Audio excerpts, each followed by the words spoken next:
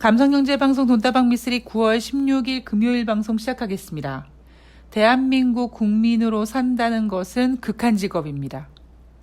특히 1번을 찍은 사람들의 고통은요, 지금 아마 엄청날 거라고 생각합니다. 저만 고통스러운 거 아니죠? 저는 요즘에 그냥 정말 한국을 떠나서 이름 모를 어떤 나라에 가서 한국에 대한 뉴스를 접하지 않고 살았으면 좋겠다라는 생각이 들 정도입니다. 그게 아니면 그냥 아예 미친 듯한 연애를 좀 해서 남자한테 푹 빠져가지고 남자랑 연애하느라고 지금 망가지고 있는 대한민국을 좀 생각 안 했으면 좋겠다라는 생각이 들 정도로, 그런 농담을 할 정도로 굉장히 괴롭습니다. 그러니까 제 직업이 거시적인 경제를 전망하는 사람이잖아요.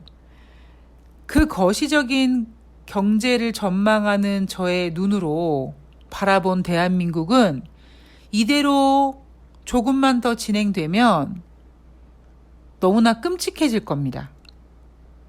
우리가 지금까지 살면서 아우 힘들어 라고 생각했던 적이 언제가 있을까요? 이 돈다방 미쓰리를 청취하시는 분들의 연령대라든가 세대를 좀 고려해서 말씀을 드리면 무엇보다 가장 큰 고통은 IMF. 물론 IMF 이후에 태어나신 분들이 계셔서 IMF가 정확히 얼마나 고통스러웠는지 모르는 분들도 계시겠지만 그래도 딱 떠오르는 것이 IMF죠. 그리고 이제 2008년도 금융위기가 있고요.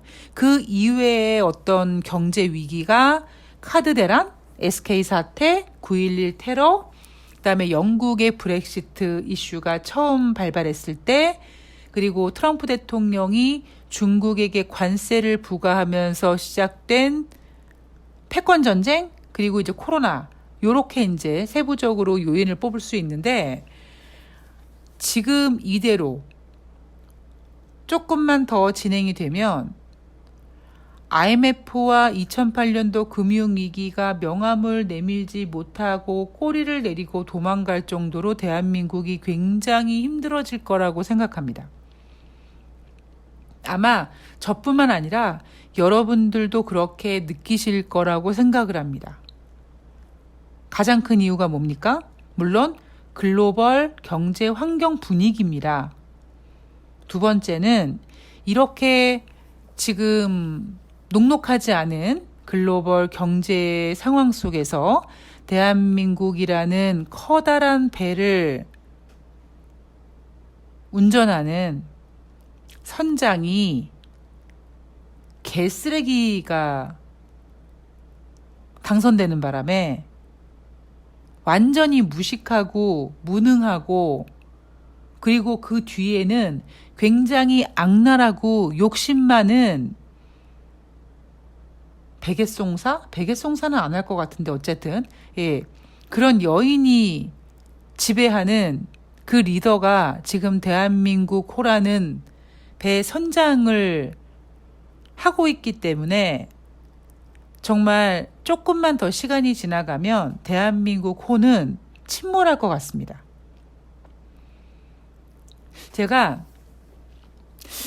내가 너무 감정적으로 생각하나? 한번 객관적으로 한번 생각해볼까? 라고도 계속 생각을 하거든요. 근데 그럼에도 불구하고 답이 없습니다. 어떡하죠? 쟤네들 어떻게 했으면 좋을까요? 뉴스타파에서 김건희 주가 조작 2탄 보도됐죠. 뭐 2탄이 나오던 3탄이 나오던요. 김건희 도이치모터스는요. 주가 조작입니다.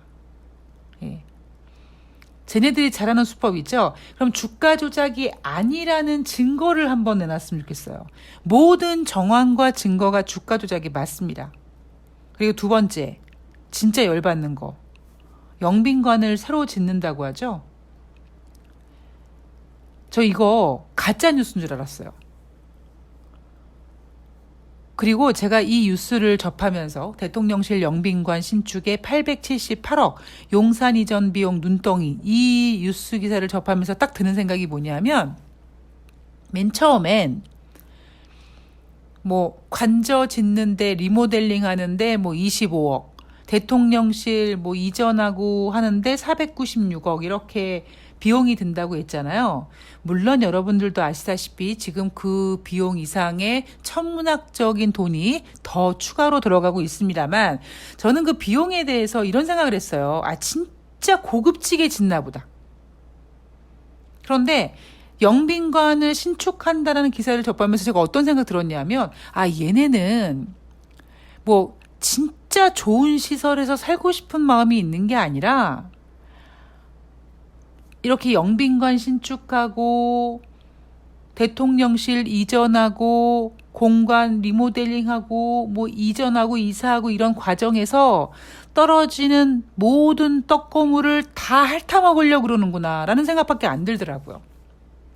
그리고는 생각해 봤더니 여러분 왜 지금 김건희와 윤석열이 살고 있는 아크로비스타도 나쁜 곳이 아니잖아요. 굉장히 시설 좋은 새 아파트 아니겠습니까? 삼풍백화점 자리에 신축된 그 안에 시설도 분명히 좋을 거라고요. 그럼 거기서 솔직히 시설이 좋아봤자 뭐 엄청나게 좋을 수는 있겠지만 새 영빈관을 짓는다. 내년도 내후년도 2년 걸린다고 하죠. 대통령 임기 5년 중에 거의 반 이상을 영빈관을 짓는다고 하는데 878억이라고 말은 이렇게 하지만 이게 878억이겠습니까? 제 생각에는 배 이상 들어갈 거래 아마. 어떻게든지 뽑아먹을 결심을 하는 저들에게는.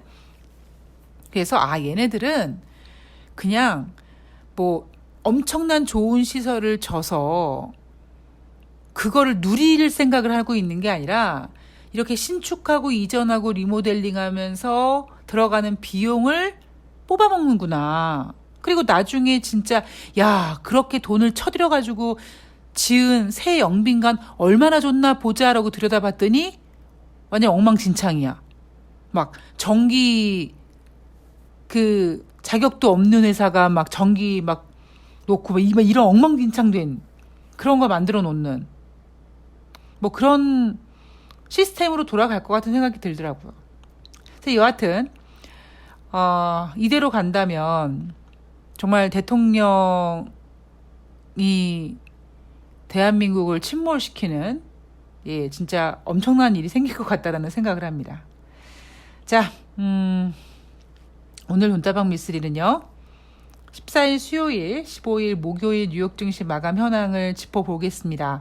제가 어제 방송을 쉰 이유는요. 앞에서도 말씀드렸지만 저는 뭐 거시적인 경제를 얘기하잖아요.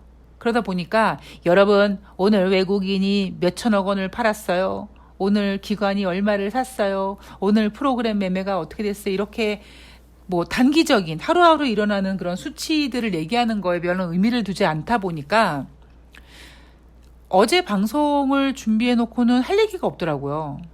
사실 오늘 방송 원고도 보면서 할 얘기가 없습니다. 그 얘기 뭐냐면 지금 제가 생각하고 있는 시황관이 변함이 없다라는 얘기겠죠. 대신에 발표된 경제지표 몇 개 주요한 내용들을 좀 점검해 보고 그리고 FOMC 회의에 대해서 한번 점검해 보고 그리고 여러분들이 혹시 까먹으셨을까봐 저의 시황관을 다시 한번 전해드리는 그런 시간을 한번 준비하기 위해서 오늘은 방송 녹음을 하기로 했습니다. 자, 14일 수요일 뉴욕 증시는 소폭 반등했습니다. 그 전날 13일 화요일 날 3대 지수가 3에서 5%까지 크게 하락하는 바람에 공포에 휩싸였고 그 다음 날은 다우지수가 0.19, S&P 500이 0.34, 나스닥이 0.74% 상승했습니다. 그리고 15일 목요일은요. 다우지수가 0.56% 하락했고 S&P 500이 1.13, 나스닥이 1.43% 하락했습니다. 즉 3에서 5% 3대 지수가 크게 하락한 다음에 살짝 반등했다가 다시 하락하는 모습이 이어졌고요. 지금 시장을 공포로 몰아넣는 그 가장 큰 이유는 뭐겠습니까? 연준이 계속 공격적인 금리 인상을 하고야 말겠구나. 뭐 이런 거죠. 자, 이틀 동안 발표된 경제 지표를 좀 보면은요. 8월달 생산자 물가지수가 전월 대비 0.1% 하락하면서 2달 연속 하락하는 모습을 보이고 있습니다. 7월 달의 생산자 물가지수는 전월 대비 0.4% 감소했고요. 8월 달은 0.1% 감소했습니다. 그리고 전년 동월 대비는 8.7% 증가했는데요. 지난 7월 달에는 9.8% 증가했으니까 전년 동월 대비 증가폭은 둔화됐고 전월 대비 감소폭은 조금 축소된 거죠. 자, 이건 뭐 별로 그렇게 의미가 없습니다. 물론 생산자 물가지수는 뭐 몇 개월 뒤에 소비자 물가지수로 전환되기는 하지만 지금 가장 주식시장이 공포를 느끼고 있는 부분은 앞에서 발표한 소비자 물가지수 때문에 예상치 8.0보다 잘 나와서 이 부분 때문에 연준이 11월 달, 12월 달에도 자이언트 스택 금리 인상을 할 거라는 공포감 때문에 지금 시장이 무서워하고 있기 때문에요. 생산자 물가지수는 좀 뒤로 넘겨보도록 하겠습니다. 그리고 8월 달 소매 판매 전월 대비 0.3% 증가했다고 합니다. 자, 지난번에 발표한 7월 달 소매 판매는요. 6월 달 대비 변동 없음이었어요. 그런데 한 달 전에 발표한 7월 달 소매 판매는 전월 대비 변동이 없습니다. 제로다라고 얘기를 했는데 다시 계산기를 두드려 보니까 변동 없음이 아니라 오히려 7월 달 소매 판매는 전월 대비 0.4% 감소했다라고 하향 수정을 합니다. 자, 경제 지표는요. 점이 아니라 점을 쭉 찍어 놓은 선이라고 말씀을 드렸고요. 그 선에는 경제 지표가 수정되는 이런 현상들, 그런데 사실 이런 것들을요, 개인 투자자들은 잘 인지하지 않으려고 합니다. 근데 이런 것까지 정말 면밀하게, 세밀하게 체크를 해 가야 되는 거죠. 왜냐하면 얘네들 가지고 장난을 치거든요. 여러분, 제가 가끔씩 말씀드리지만 한 2달 전쯤에 6월달 소매 판매죠. 6월달 소매 판매 어땠습니까? 시장 예상치는 0.9% 증가를 예상했는데 그 당시 발표할 때는 1% 증가했다. 그래서 75bp 금리 인상을 함에도 소매가 줄지 않았다. 미국 경제 좋다라고 환호했거든요. 그런데 한 달 뒤에 발표한 6월달 소매 판매 수정치는 0.1%가 못 됐습니다. 0.9 예상치보다 부진했어요. 그리고 제가 계속 이렇게 경제지표의 왜곡을, 이 오류를 짚어드리고 있는 그 또 하나의 바로 경제지표가 주간 신규 실업수당 청구 건수죠. 자, 이날 발표된 주간 신규 실업수당 청구 건수는 전주 대비 5,000명 감소해서 21만 3,000명이라고 합니다. 자, 그렇다면 전주에는 21만 8,000명이었단 얘기죠.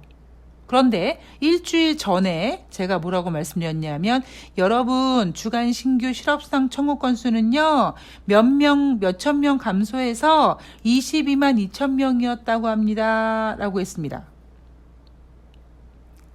즉 한 4,000명 정도 지금 수치가 왜곡됐습니다. 물론 6주 연속 감소세는 유지가 되고 있어요. 감소된 거는 맞습니다. 그런데 수치는 지금 거의 매주 변동되고 있습니다. 이게 왜 중요하냐? 지금은 별로 중요하지 않아요. 근데 이게 언제 중요하냐면, 얘네가 왜곡될 때, 수치가 수정될 때는요, 아주 심하게 수정될 때는 무려 10,000명이 넘는 수치가 수정이 되고요. 그렇지 않고는 뭐 4,000명, 2,000명 정도 됩니다.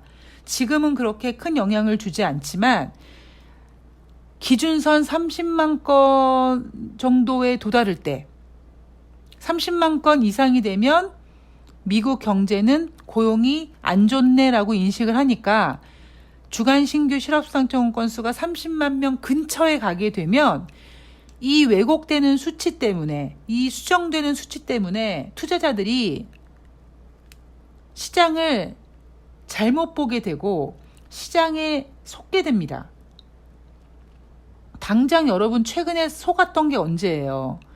6월 달이었어요. 5월 달에 50bp 금리 인상하고 6월 달에 75bp 금리 인상했는데 7월 달에 소매 판매가 7월 달에 발표하는 6월 달 소매 판매가 예상치 0.9 그런데 발표했던 수치가 1%. 헐 50bp, 75bp 이렇게 금리 인상을 했는데도 미국의 소매가 예상치보다 잘 나왔네. 와 미국 경제 좋네 이랬거든요. 그런데 그 다음 달에 수정된 지표는 1%가 안 되고 0.9%보다도 부진했습니다. 그런데 우리 그때 6월달 소매 판매 예상치 0.9보다 잘 나왔다고 했을 때 그때 그것 때문에 증시가 상승했거든요. 미국 경제 침체 아니라고. 소매가 죽지 않았다고. 그래서 이 경제 지표에 이 왜곡되는 것들을 여러분들께서 잘 인지하셔야 됩니다. 어떻게 인지하냐고요? 그냥 제가 맨 처음에 공부할 때는요. 벽에다가 커다란 모는 종이 갖다 붙이고요. 다 매월 점을 찍었습니다. 파란색으로 점 찍고 그리고 만약에 이렇게 수정된 거 있으면 빨간색으로 다시 수정하고 이런 과정을 거쳤습니다. 지금은 안 그런데 여러분 증권회사에 입사하잖아요. 그러면 예전에 그 라떼는요. 라떼는 신입사원으로 들어가면 제일 먼저 뭘 시키냐면요. 주식시장이 끝난 다음에 막둥이는 펜을 들고 가서 어디로 가냐면 지점장실로 들어갑니다. 예. 지점장실 안에 벽면에 모는 종이를 커다랗게 붙여놨거든요. 거기다가 오늘 종합지수가 얼마 끝났고 오늘 코스피, 코스닥이 얼마에 끝났는지 이렇게 점 찍고 이렇게 선 거요. 근데 여러분 그게 얼마나 불편한지 아십니까? 지점장실에 지점장이랑 막내랑 둘밖에 없어. 엄청나게 서먹하고 막 그렇습니다. 거의 고문하는 거예요, 고문. 근데 아마 요즘에 직원들은 아마 그거 안 할 거예요. 근데 어쨌든 저희 때만 하더라도 그렇게 아날로그식으로 점을 경제지표에 점을 찍는 그런 과정을 겪었고요. 모르겠습니다. 요즘 그 주식 공부하시는 분들이 어떤 식으로 공부를 하는지 모르겠지만 저는 이제 슬슬 저도 이제 40대 후반이니까 아날로그가 되는지 모르겠습니다만 아날로그로 공부하는 게 저 도움이 됩니다. 확실히 그렇다고 생각합니다. 네. 그러니까 저는 지금도 방송 원고를 손으로 작성하고 그리고 지금도 뭐 종목에 대해서 중요한 체크 포인트하고 뭐 차트 같은 거 본다든가 재료 같은 거 쭉 머릿속에 정리할 때는 지금도 손을 씁니다. 제가 지난번에 라이브 방송할 때만 말씀드렸잖아요. 하한가 A4 용지에다가 볼펜으로 띄어쓰기 하지 않고 쫙 썼다고요. 그렇게 공부하는 게 굉장히 도움이 되더라고요. 뭐 여하튼 그게 중요한 게 아니고 그렇게 경제 지표는 모는 종이에 점을 찍어 가면서 그 점에 집중하는 게 아니라 그 점이 쭉 이어지면서 보여주는 그 위냐 아래냐의 그런 방향성, 움직임, 그리고 하나 더 추가한다면 수정된 경제 지표까지 면밀하게 체크를 해야 된다. 자, 그리고 미국의 이날 발표된 경제지표 보면 8월달 수입 물가가 전월 대비 1.0% 감소해서 2달 연속 하락세를 기록했다. 그리고 8월달 산업생산 전월 대비 0.2% 감소해서 전월에는 0.5% 증가했는데 다시 8월달에는 감소했다. 이 정도의 경제지표가 발표가 됐습니다. 자, 9월달 FOMC 회의 지금 나흘 남았습니다. 지금 금리 선물 시장에서 75bp 금리 인상 가능성 80%고요. 100bp 금리 인상 가능성 20%입니다. 자, 여러분 우리 냉정을 찾고 제가 앞에서 뭐 간절할수록 천천히 가자 이런 이야기를 해드리면서 제가 여러분들께 드린 메시지가 뭐냐면 8월달 소비자 물가지표가 잘 나왔단 말이에요. 예상치보다는 높게 나왔지만 전월 대비 둔화된 거는 맞습니다. 그런데 왜 8월달 소비자 물가지표를 보고 13일 화요일 뉴욕 증시는 그렇게 급락했을까요? 바로 투자자들이 시장에서 지금 몸이 달았거든요. 어떻게? 빨리 인플레이션 좀 떨어졌으면 좋겠는데. 근데 투자자들이 인간이 원하는 만큼 인플레이션이 지금 눈에 띄게 팍팍 떨어지지 않다 보니까 답답하기도 하고 불안하기도 하고 그러니까 성질이 급해진 거예요, 지금. 막 성질이 급해서 빨리 하고 있는데 빨리가 안 되는 거죠.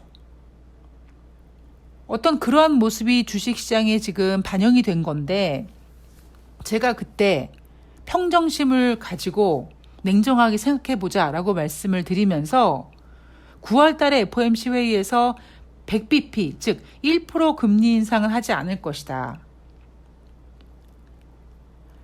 8월 달 소비자 물가지표가 잘 나오든 못 나오든 9월 달 FOMC 회의에서는 75bp 금리 인상할 것이다.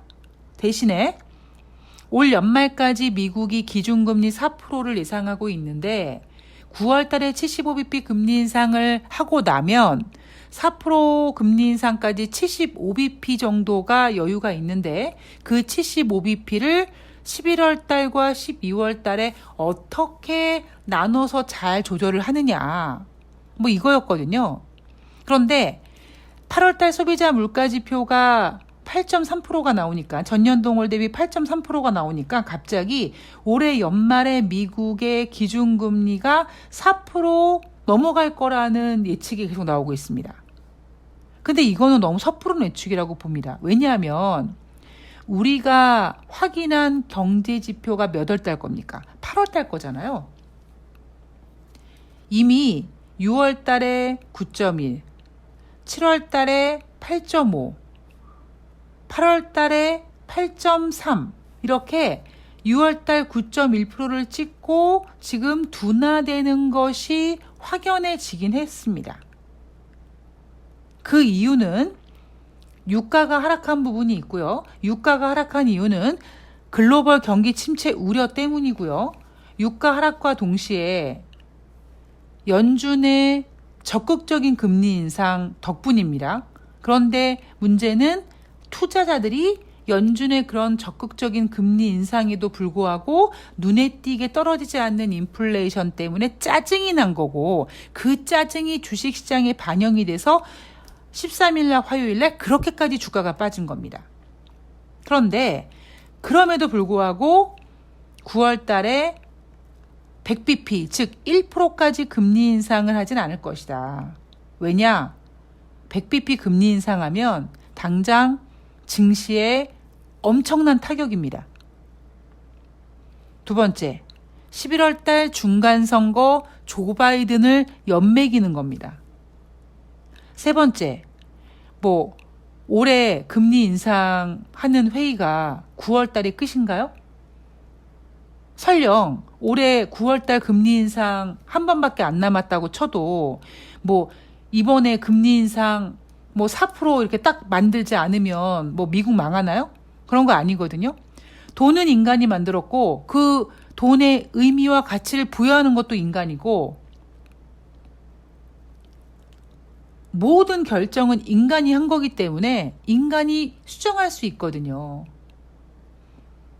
따라서 마치 11월 달, 12월 달 금리 인상 회의가 없고 9월 달 회의 한 번밖에 남지 않은 상태에서 무조건 금리 인상을 해야 되는 미국의 기준금리를 만들어야 되는 이렇게 절대적인 상황이 아니잖아요, 지금. 따라서 9월 달에 75bp 금리 인상하고 그리고 10월 달에는 FOMC 회의가 없습니다. 그럼 우리가 10월 달에 뭐 합니까? 10월 달에 또 한 번 75bp 금리 인상을 실행한 9월 달 소비자 물가 지표를 확인하게 되겠죠.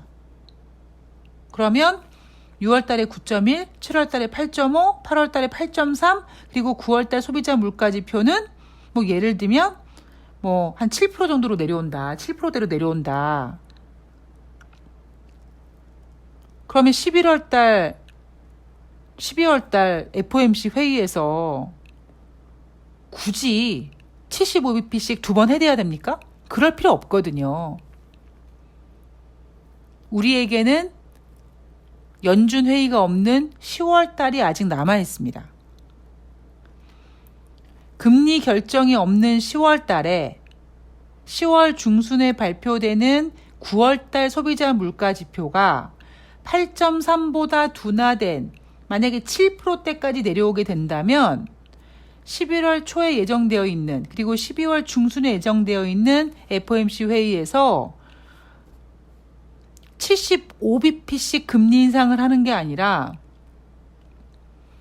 제가 지난번에 써드렸던 시나리오대로 12월 연말까지 미국의 기준금리 4%를 예상하고 9월 달에 75bp 금리 인상했을 때 남아있는 여분의 75bp를 11월 달과 12월 달에 잘 조절해서 연말까지 4%를 만드는 과정을 가겠죠.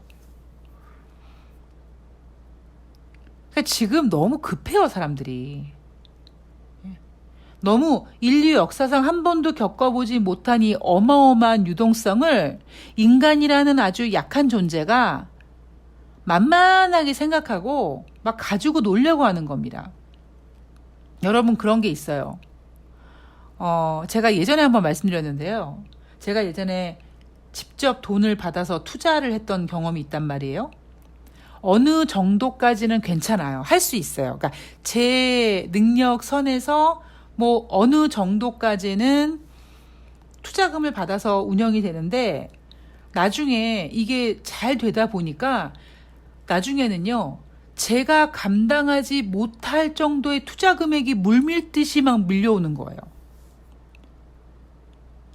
제가 스톱을 할 수가 없을 정도로 물밀듯이 몰려합니다. 제 통장에 막 5천만 원이 막 찍혀요.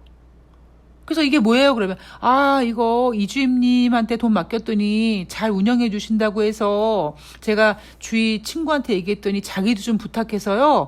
그 친구 녀석이랑 제 거랑 같이 합쳐서 보냅니다. 이런 식으로 막 정신없이 돈이 들어오는데 그때는요. 제가 운영할 수 없는 돈이 돼버린 거예요. 돈이라는 게 그렇습니다. 내가 돈은 인간이 만들었지만요. 내가 컨트롤할 수 있는 돈이 있고 내가 컨트롤할 수 없는 돈이 있거든요. 그런데 지금 이 전 세계 유동성은 이미 인류가 금리 인상 따위로 컨트롤할 수 있는 그런 규모가 아니라고요.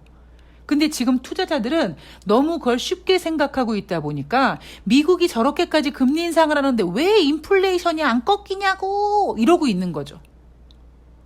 그러니까 뉴욕 증시가 이렇게 쓸데없이 하락하는 거예요.